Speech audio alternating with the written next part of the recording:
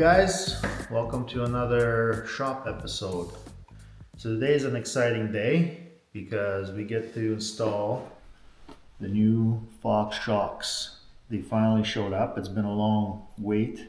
I think we waited 2 months for these. Very excited about them because they are rebuildable.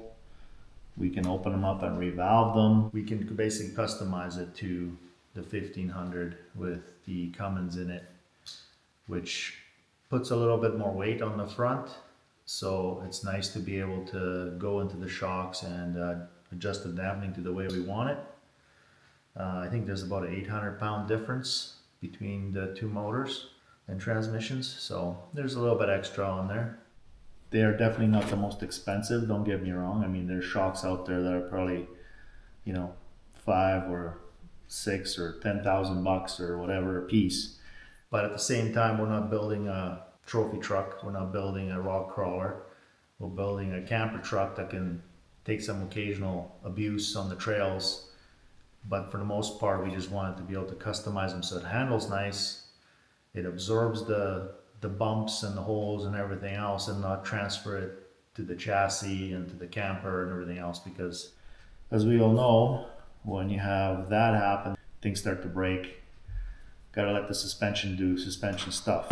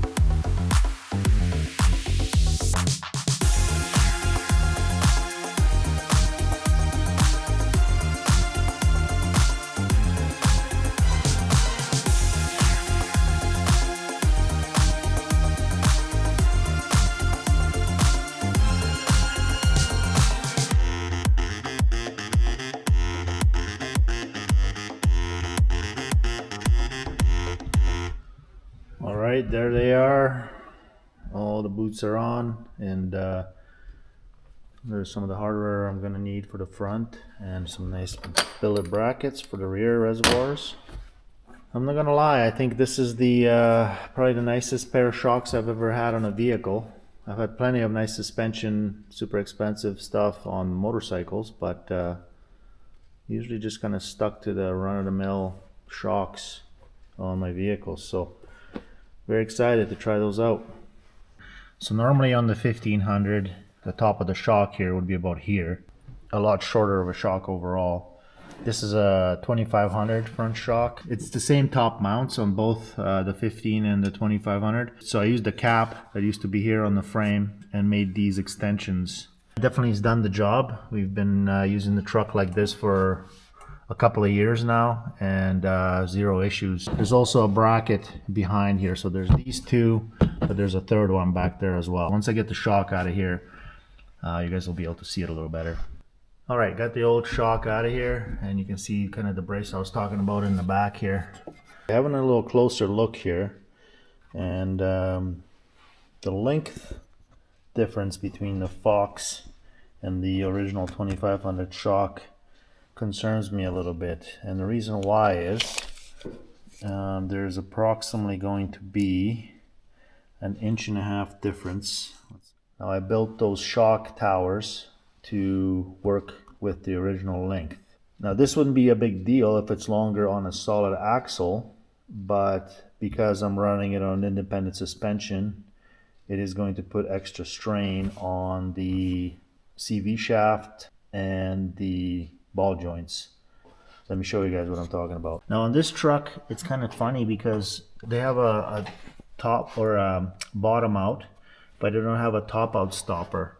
On a lot of trucks, they'll have it on the upper A-arm where it'll hit the frame. so the suspension can only droop so far, or on the bottom, on the bottom control arm, but I don't see anything like that here. So I think the limiting factor is the shock, and if it's too long, I think I'm going to probably break that and my CV shafts, which to be honest with you, on this build are probably the weakest link out of the whole drivetrain, so I want to keep those guys as happy as possible. I have a couple options here. I thought I could unbolt this brace I made and just move it up 1.5 inches, because I got tons of room up here. There's nothing around the shock whatsoever, but I can only get about 1 inch before I run out of metal. I should have left this longer. I didn't think I was going to run into this kind of a problem. I could add length to this bracket so I can move it up, but I'm not sure if I want to do that, or if I want to take the shocks apart and put in a 1.5 inch spacer on the bottom so that the internal rod bottoms out 1.5 inches sooner. Kind of debating what to do right now, to be honest. So that's a bit of a hard choice, but I think I decided to take the shocks apart, which is unfortunate, take the brand new shocks apart, but that way I can build a spacer exactly to what I need. I don't have to mess with these brackets, which have been working great. I'm going to knock those apart and machine a little spacer on my little lathe. We'll go from there, try to get the length back to what the stock shocks are. I have to address this before I destroy an upper ball joint or something in the middle of nowhere. So that's the plan for now. We'll see how it turns out.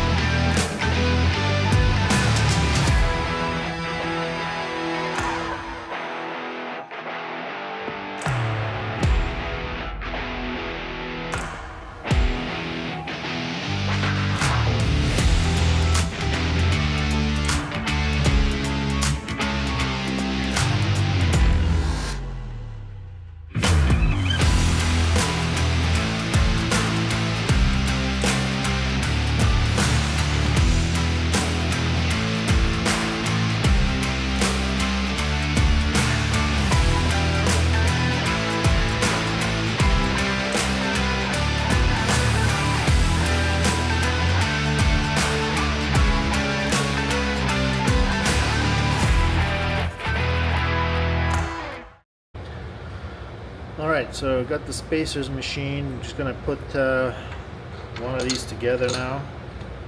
And before I put oil in it, I'm going to try it on the truck.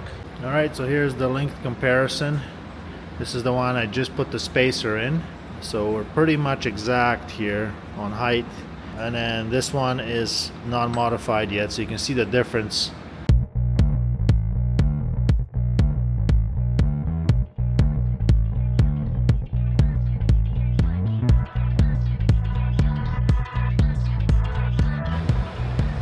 There we go. I just measured the length on the shock from top mount to the bottom bolt on both sides. The other side having the stock shock still in it, and I'm within a couple of millimeters.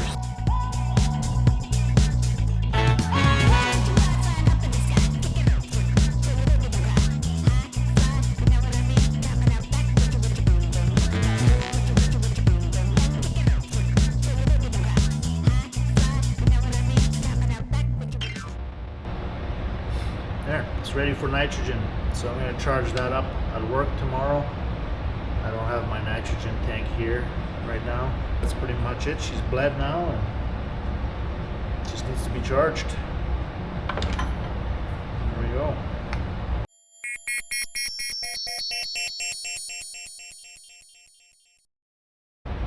So I have to tell you guys, my first attempt at these spacers, complete failure. And I'll tell you guys why. When I assembled everything and I bled everything, the shock was short, and it was too short. I had to completely remake these spacers. Goes to show you that sometimes good ideas in your head and good ideas on paper don't really translate well into reality. Pretty much right away after I bled it, I knew that this is the issue. But for some reason, when I was building them and thinking about building them, that never crossed my mind that that would happen. I just thought this would work just fine. But again, that shows you. Technically, what was happening is, let's say this is the bottom of the shock, and the shaft comes out here. And because this was sealed to the outside of the shock body on the inside, when the piston and the washer on the bottom would come, as soon as it would contact this surface, all the fluid below this O-ring and below this to the end of the shock would just hydraulic lock. The fluid could not get past that washer, go through the piston and to the top of the shock, and that was my mistake. I didn't think of that. Now with this one, it's the same size as the washer, which leaves 1/4 of an inch of space all the way around, because this is 1.5 inches and the shock is 2 inches on the inside. And now when the piston and the washer and everything travels down to the bottom of the shock, the fluid can just go around through the shims on the piston and to the top of the shock. Couldn't do that with this one. So now I'm just going to assemble the shocks with this and bleed them, and we'll hopefully get them charged up here in the next day or so with nitrogen, and then back on the truck.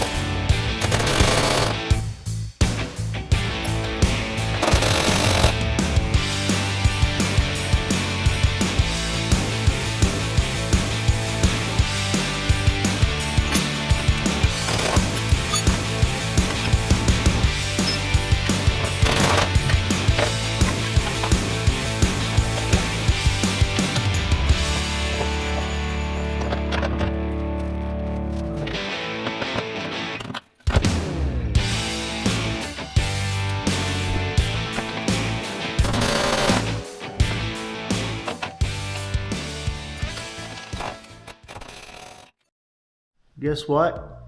The shocks are in and they look awesome, I think.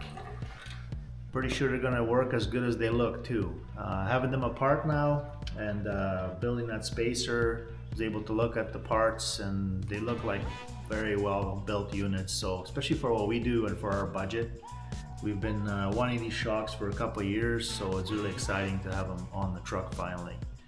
Now the only question remaining is what the valving is going to be like for our particular setup. With the camper on the back and with independent front suspension, that might change things a little bit, but I think they're going to be pretty close because they are valved for a 3/4 ton or a 1 ton truck. Having said that, we're going to try it the way they are. Obviously take it off-road and make some notes on what the truck handles like or what we want to improve, if anything, and that's something we can address later on in the year or even next winter. Other than that, thanks for watching, and we'll see you guys on the next one.